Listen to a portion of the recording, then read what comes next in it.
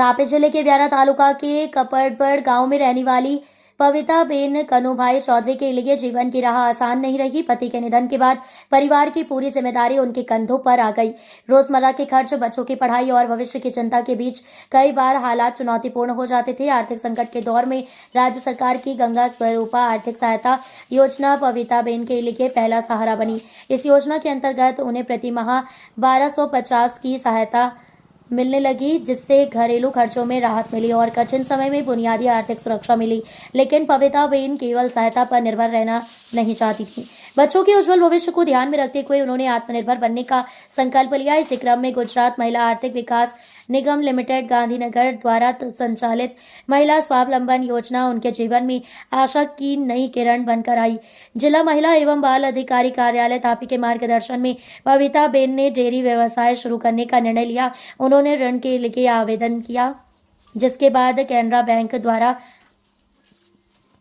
व्यारा द्वारा 1,35,000 का ऋण स्वीकृत किया गया। गंगा स्वरूपा लाभार्थी होने के कारण उन्हें कुल ऋण राशि का 40% यानी 54,000 की सब्सिडी भी प्राप्त हुई। इस सहायता से पविताबेन ने गाय खरीदी और डेयरी से जुड़े आवश्यक उपकरण जुटाकर अपना व्यवसाय शुरू किया। मीडिया से बातचीत में उन्होंने बताया कि एक समय उनका भविष्य अंधकारमय लगता था, लेकिन गंगा स्वरूपा योजना ने उन्हें आर्थिक सहारा दिया और महिला स्वावलंबन योजना ने आत्मनिर्भर बनने का रास्ता दिखाया। शुरुआत में पशुपालन और दूध बिक्री के दौरान कई चुनौतियां आई, लेकिन पविताबेन ने हिम्मत नहीं हारी।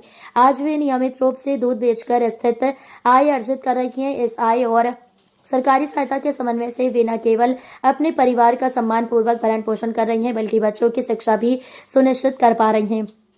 पविताबेन की ये यात्रा संघर्ष से स्वाभिमान तक की मिसाल है, जो बताती है कि सही मार्गदर्शन और सरकारी योजनाओं के सहारे आत्मनिर्भरता की नई पहचान बनाई जा सकती है।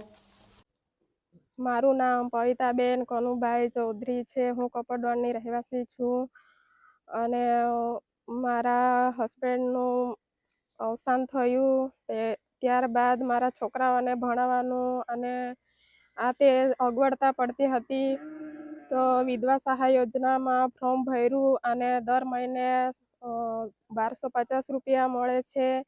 એનાથી હું ગુજરાન ઘરનું ચલાવું છું. અને ત્યારબાદ મહિલા સ્વલંબ યોજનાનું મેં ફોર્મ ભર્યું, ત્યાં મને 1,35,000નો લોન મળ્યો અને પછી મેં એની ગાય લીધી અને પશુપાલન કરું છું અને 54,000ની સબસિડી મળી છે મને.